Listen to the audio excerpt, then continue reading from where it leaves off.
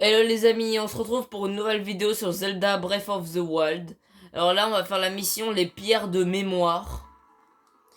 Et il y en a 10 à trouver. Là, j'en ai récupéré que une seule. Alors, il y en a une au début du village, là-bas, et une en bas.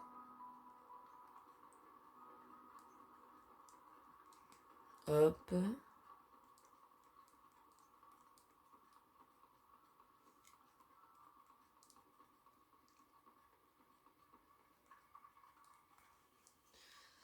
Voilà.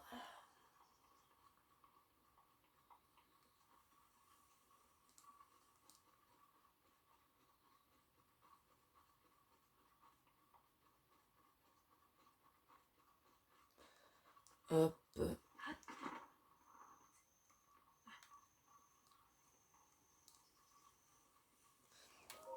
Voilà.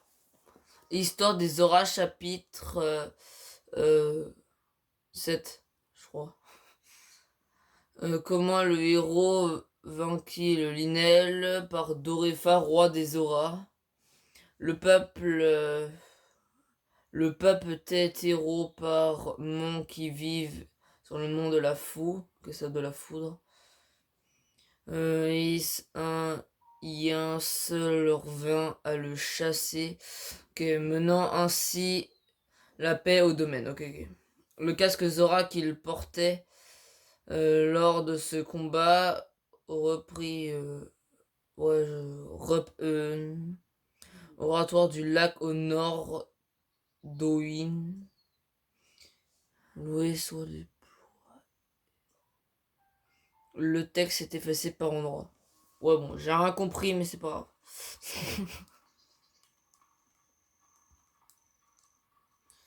Alors, on va aller chercher celui-là.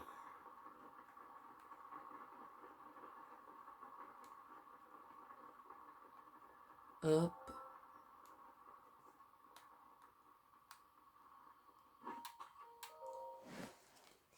Histoire des Zora, chapitre 3. La légende de l'armure Zora par Dorefa, roi des Zora. On raconte qu'il y a fort longtemps, il y avait au domaine Zora un roi qui n'avait aucun talent pour le combat. Cela n'avait aucune importance pour la reine qui l'aimait tendrement. Un jour, le roi apprit qu'une horde de monstres était en train de se former sur la chaîne de 16. Pour protéger son peuple, le roi décida de partir au combat, ce qui plongea la reine dans une grande inquiétude. Elle cousit alors une de ses écailles sur l'armure du roi en priant pour qu'il revienne sain et sauf. Durant la bataille, les Zora avaient l'avantage et ils semblaient pouvoir l'emporter sans encombre. Quand soudain, profitant d'un moment d'inattention, un général Lézalfo parvint à se frayer un chemin jusqu'au roi. Au moment où Lézalfo brandit son épée pour achever le roi, un miracle se produisit. Une partie de l'armure du roi émit une forte lumière qui aveugla le Lézalfo, qui s'immobilisa un instant. Le roi ne laissa pas passer cette chance, porta un coup fatal au Lézalfo. La lumière du soleil couchant était réfléchie sur l'écaille que la reine avait cousue sur l'armure du roi. C'était une écaille blanche que seules les femmes Zora possèdent. Voilà l'explication de ce miracle. De là est née la tradition qui veut que les princesses Zora offrent une armure à leur futur époux, priant pour leur salut. Ok. Je crois qu'il y en a un proche de Varuta.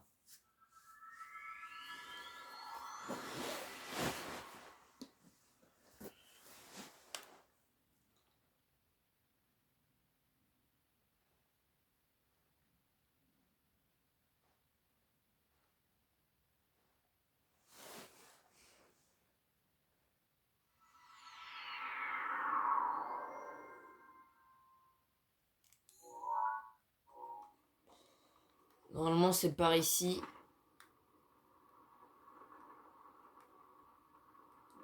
Là, on le voit normalement tout en bas.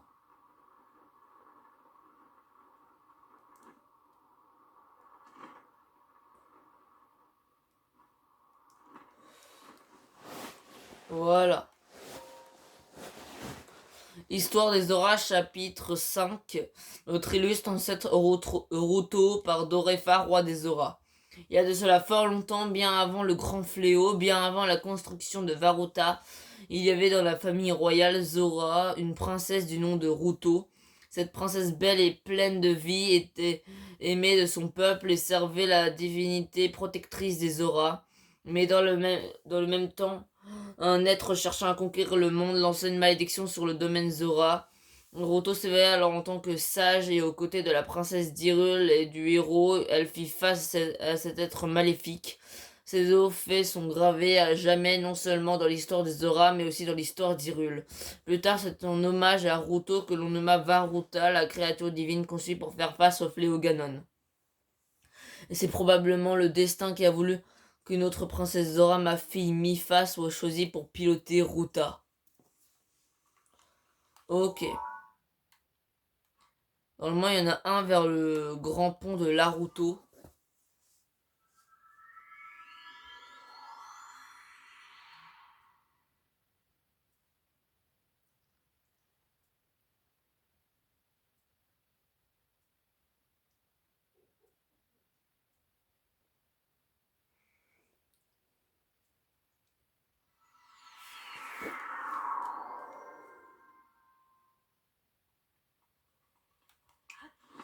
Euh, là.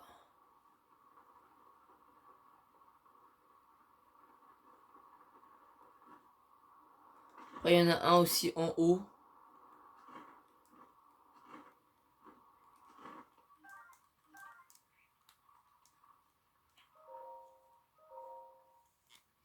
Histoire des Zoras, chapitre 4, Lance radieuse et fête du prodige par Dorefa, roi des Zoras.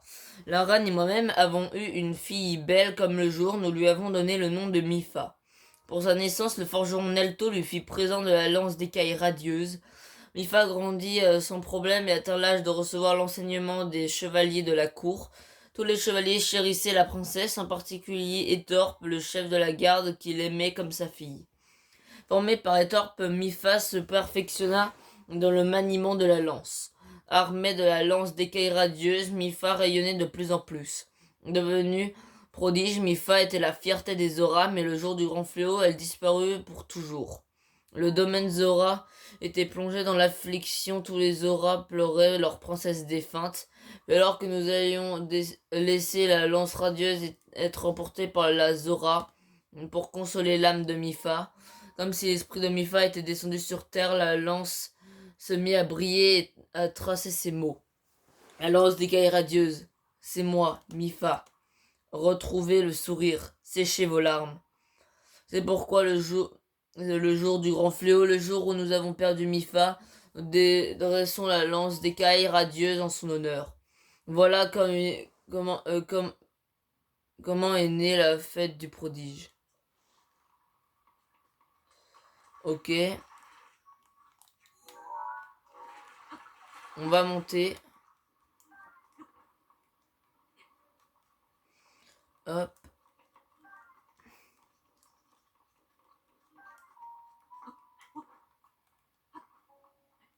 Ah. Bon, bah, on va continuer à monter ici.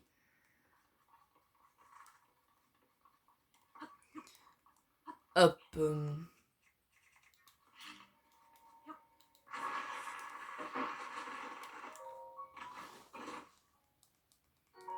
Rubis argenté.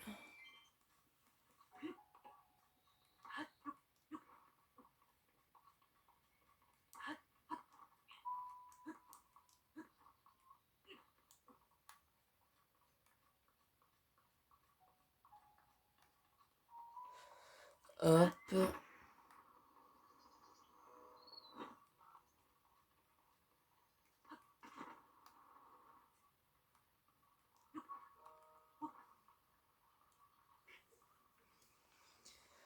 On continue.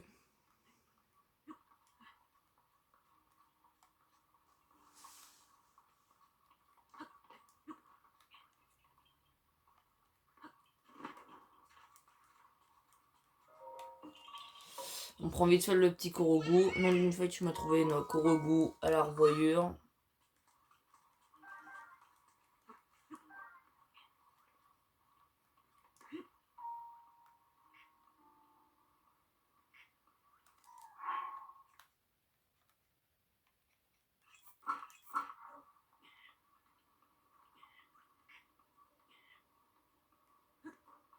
tellement tourné.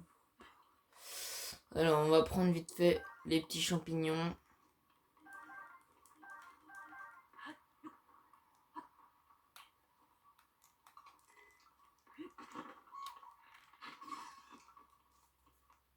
Hop.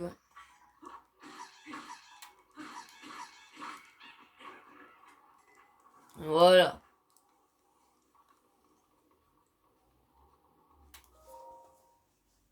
Histoire des Zora, Adonda 1. Le roi de Dorefa chasse un intrus. Cette histoire se déroula 100 ans après le couronnement du roi Dorefa. Après avoir franchi le plateau Zoran, un gardien égaré s'introduit dans le domaine Zora.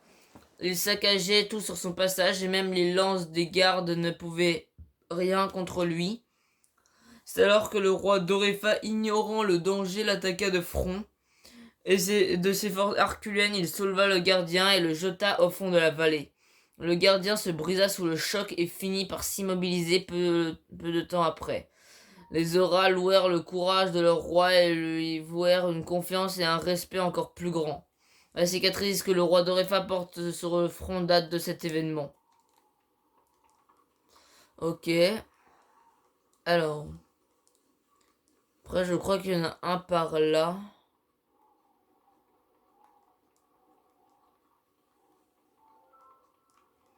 Hop.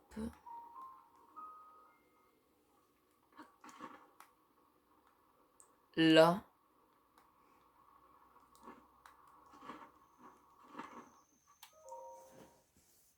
Histoire des orages, chapitre 6, le prodige Mifa et Varuta par Dorefa, roi des Zora. Quand la créature divine Varuta a été déterrée au domaine Zora, ma fille Mifa s'est précipitée pour aller la voir. Ceux qui étaient sur place racontent que les yeux de Mifa, d'ordinaire si calmes, brillaient d'excitation à la vue de Ruta. Elle parlait de Varuta comme d'une amie et elle était aux anges quand elle a été choisie pour la piloter. J'ai autorisé Mifa à assumer ce rôle, mais je l'ai regretté et je m'en suis énormément voulu. Après m'être longuement repenti, aujourd'hui, tout ce que je peux faire, c'est prier pour qu'elle repose en paix. Ok.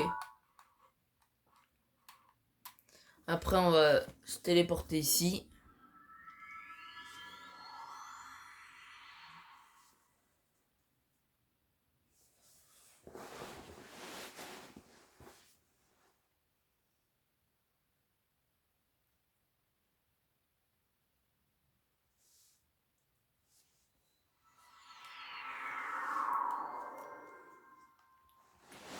Voilà.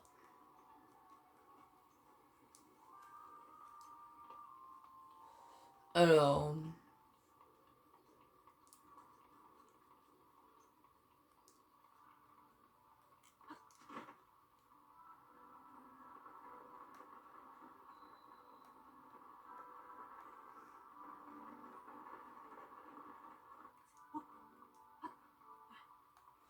Hop.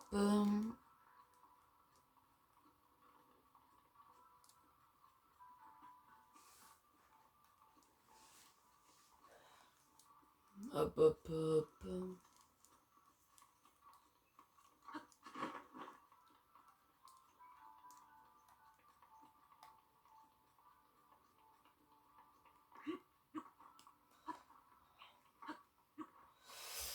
Voilà.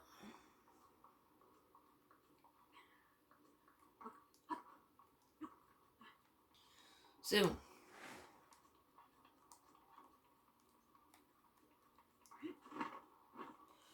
Je crois que c'est de l'autre côté.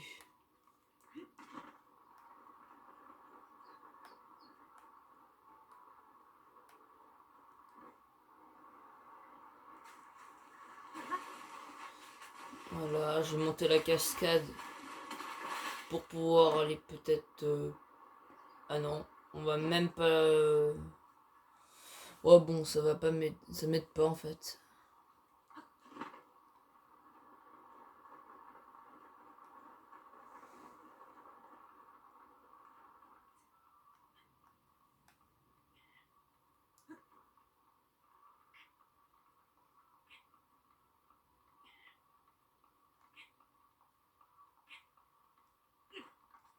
Voilà.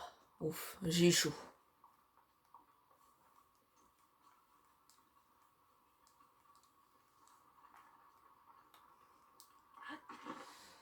Alors, est-ce que c'est ici qu'il y a l'une des pierres de mémoire?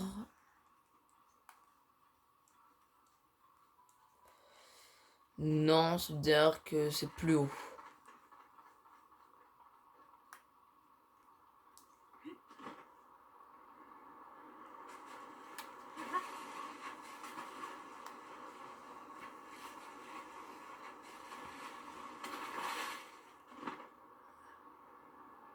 Là, non. Ah, ok. Hop.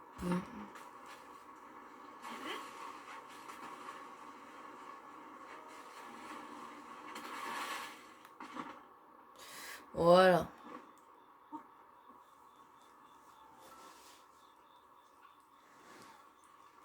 Hop.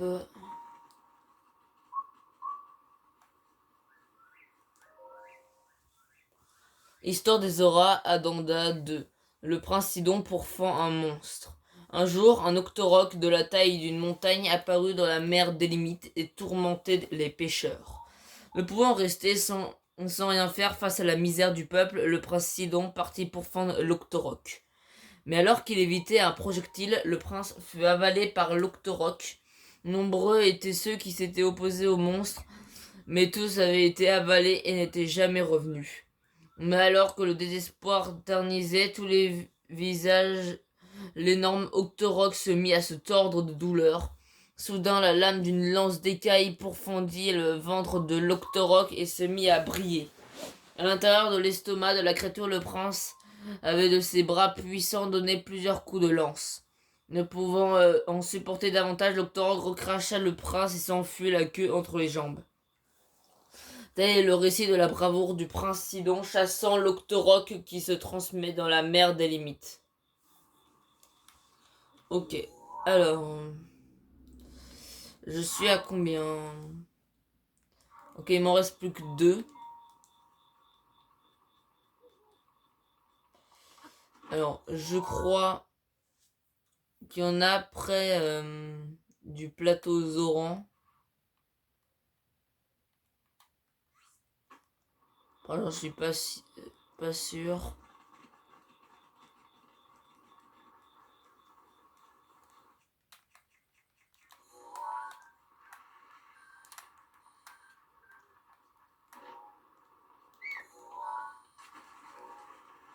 Hop.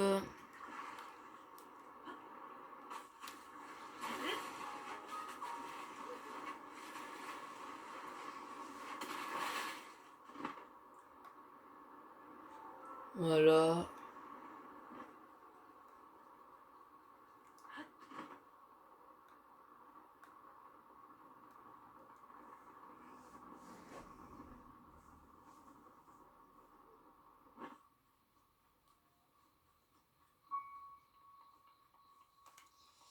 Allez.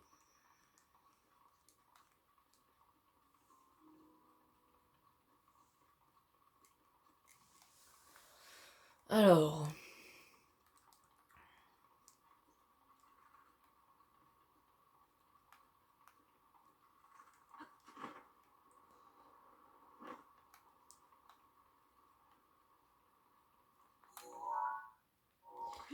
Ça doit être ici.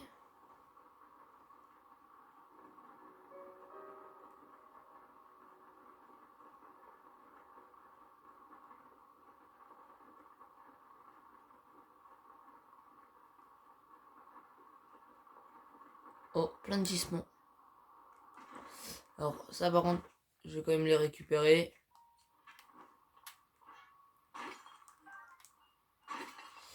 Hop.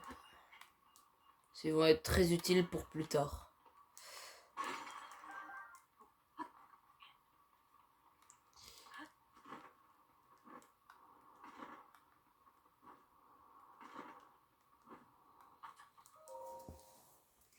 Récit d'un tailleur de pierre. Le roi de Rafa en personne m'a ordonné d'ériger des pierres de mémoire, quel honneur. Mais le texte à graver était trop long et ne pouvait pas tenir sur une seule pierre. Quel problème. Certains m'ont conseillé de raccourcir le texte, mais toucher aux augustes mots de Sa Majesté serait un sacrilège.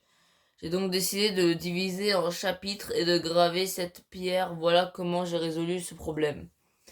Fort de cette brillante idée, j'ai continué sur ma lancée. J'ai aussi gravé des pierres à la gloire du roi et du prince. Je me suis permis de rendre cette initiative, mais il m'était concevable de ne pas relater leur exploit. Mais avec ces deux nouvelles pierres, j'arrivais à un total de 9 pierres, ce qui n'est pas un compte rond. Je me suis alors dit que j'aimerais que ma brillante contribution soit reconnue et j'ai gravé cette 10e pierre. Et j'ai eu du mal à trouver un emplacement pour chacune de ces pierres et elles se retrouvent un peu éparpillées. Mais c'est un moindre mal, tout est bien qui finit bien. Ok, il m'en reste plus qu'une. Et sinon, si vous savez pas où les trouver, vous pouvez aller voir celui qui nous donne la quête. Il va vous donner des indices. Ah si, mais je sais où il est. Attends.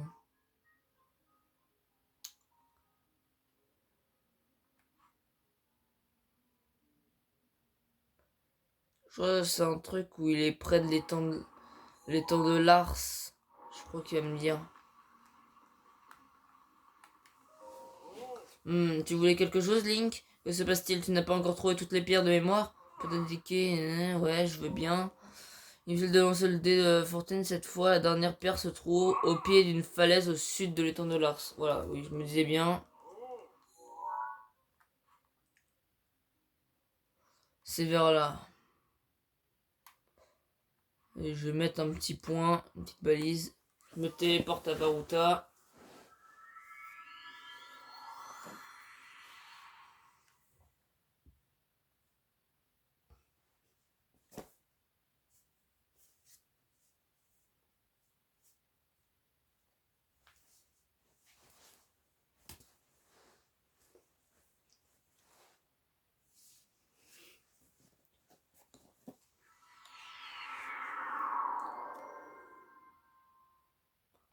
Alors.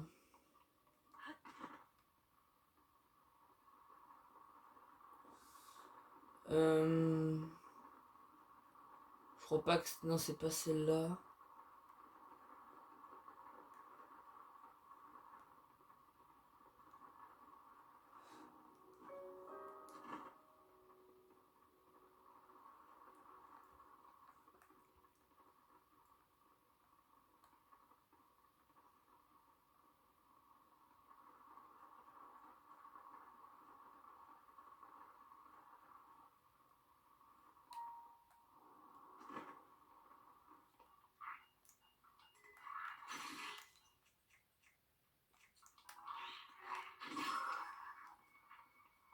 Hop.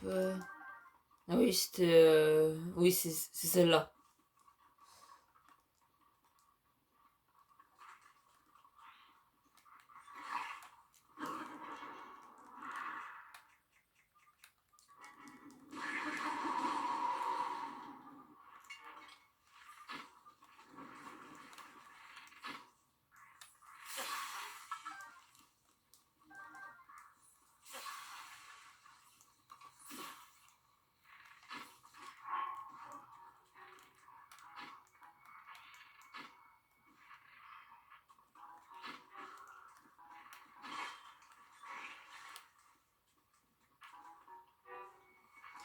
Hop.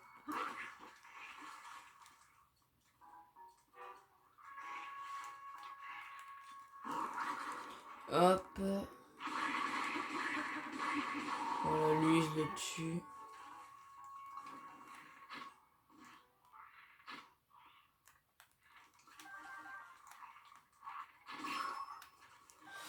Voilà.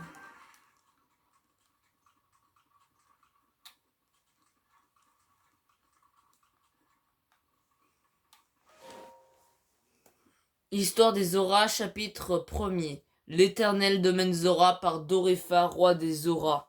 De tout temps, la région de l'Anel a été arrosée de pluie abondante et regorge d'eau de source.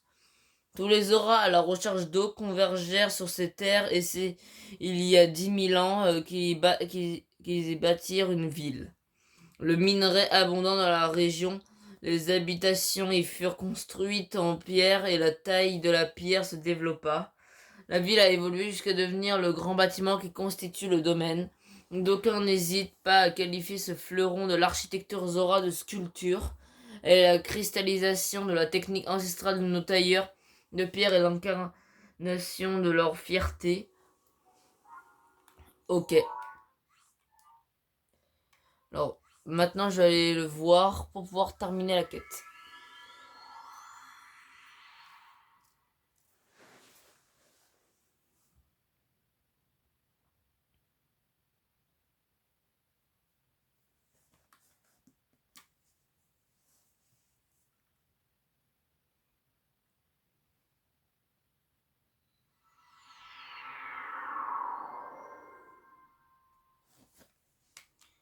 Hop.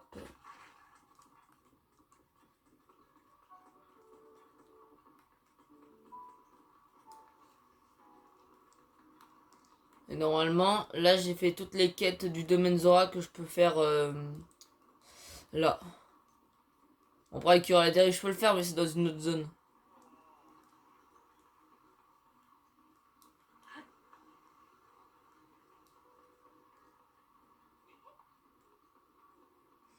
Non, c'est lui.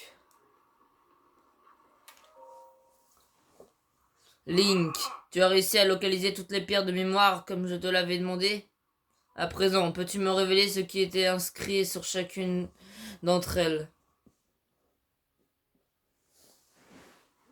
L'histoire, la culture et les épopées des auras, tout cela est relaté avec force détail. C'est ça. Grâce à toi, je vais enfin voir consigner ce savoir dans un livre pour qu'il ne soit jamais perdu. Tu as fait preuve de beaucoup de détermination, Link. Je tiens à te remercier. Diamant brut. Les pierres de mémoire terminées. Alors, et je pense que on va arrêter la vidéo. Ouais. Je vais vite fait me téléporter à la tour.